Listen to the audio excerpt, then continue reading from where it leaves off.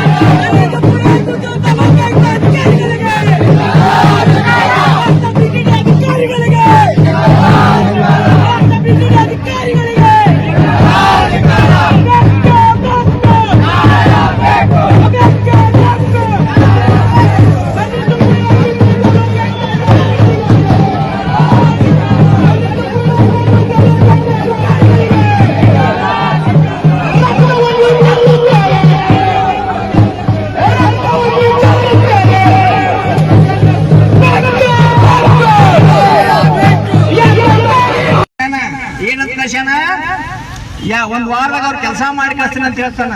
ಮುಂದಕ್ಕೆ ಮೇಟಿ ಮಗಳು ಮೊನ್ನೆ ಒಂದು ಚಪ್ಪಲಿ ಬಂದಾಗ ಬರೋಬ್ಬರ ಐತೆ ಅಂದ್ರು. ಮತ್ತೆ ಯಾರ ಅಧಿಕಾರ ಐತ್ರಿ ಇಲ್ಲಿ?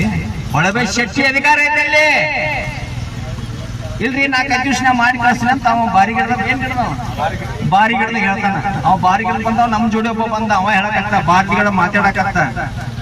ಮತ್ ಶೆಟ್ಟಿ ಎಲ್ಲ ಒಂದ ಐತಲ್ಲ. ಮತ್ತೆ ಯಾರೇನೈತಿ ಸುಳ್ಳು ಅವ್ರು ಮೇಟಿ ಅವರು ಅವ್ರು ಇವರು ಅವ ತಪ್ಸೆಟ್ಟಿ ಕೇಳ್ಕೊಡಿ ಹೇಳ್ತಾನ. 100 ಕೋಟಿ ರೂಪಾಯಿ ಕೊಟ್ಟು ನಾವು ಇಲೆಕ್ಷನ್ದಾಗ ಆರಿಸಿ ಬಂದೇವಿ. 100 ಕೋಟಿ ಒಂದು ಓಟಿಗೆ 15,000 ರೂಪಾಯಿ ಕೊಟ್ಟೇವಿ. ತೆಗಿಯೋದು ಹೆಂಗ? ಇನ್ನ 2 ವರ್ಷ ಐತಿ. ತೆಗಿಯೋ ಸಮತನ ಇದನ್ನ ಮಾಡಾಕತ್ತೀವಿ ಅಂತ ಹೇಳ್ತಾರೆ ಮಂದಿ ಮುಂದೆ ಎಲ್ಲರೂ ಬಂದು. ಮತ್ತೆ ಏನೈತಿ ಇಂಥ ವ್ಯವಸ್ಥೆ ಐತಿ. ಅದಕ್ಕೆ ಇವತ್ತು ನಾವು ಸಂಘಟನೆ ರಾಜ್ಯದೊಳಗಾಗ್ಲಿ ಜಿಲ್ಲೆ ಒಳಗಾಗ್ಲಿ ನಿಮ್ಮ ಹಿಂದೆ ನಾವಿರಂಗಿಲ್ಲ. ನೊಂದವರ ಪರವಾಗಿ ಮುಂದೆ ಕೆಲಸ ಮಾಡಿಕೊಡ್ತೀವಿ. ಮುಂದೆ ಕೆಲಸ ಮಾಡಿಕೊಡ್ತೀವಿ. ಕೆಲವು ಮಂದಿ ಅಂತಾರಲ್ಲ, ನೀವು ಏನು ಬೇಕಾದ್ ಮಾಡ್ರಿ ನಾನು ನಿಮ್ ಹಿಂದಿರ್ತಾರ. ಆ ಹಿಂದಿರುವಂತಹ ಜಾತಿ ಭೀಮವಾದ ಸಂಘಟನೆ ಜಾತಿ ಅಲ್ಲ. ಯಾರಿಗೆ ನೊಂದವರು ಯಾರಿಗೆ ತ್ರಾಸ ಆಗೈತಿ ಅವ್ರು ಏನು ಬಂದ್ರೆ ಅವ್ರ ಪರವಾಗಿ ಮುಂದೆ ನಿಂತು ಕೆಲಸ ಮಾಡಿಕೊಡೋರು. ನಮ್ದೇನೈತಿ, ಕೆಲವು ಮಂದಿ ಹೋರಾಟ ಮಾಡ್ತಾರೆ. 8 ಮಂದಿ ಕೂಡಿ ಬೇಕೇ ಬೇಕು, ರೊಕ್ಕ ಬೇಕು, ಯಾತಕ್ಕಾಗಿ ಹೋರಾಟ, ದುಡ್ಡಿಗಾಗಿ ಹೋರಾಟ, ಎಲ್ಲಿವರೆಗೆ ಹೋರಾಟ, ರೊಕ್ಕ ಬರೆಯವರೆಗೆ ಹೋರಾಟ. ಆ ಹೋರಾಟ ನ್ಯಾಯ ಕೊಡ್ಸೋದ್ರೆ ಹೋರಾಟ. ಅದಕ್ಕಾಗಿ ನೀವು ಎಲ್ಲರೂ ಬಂದಿರಿ.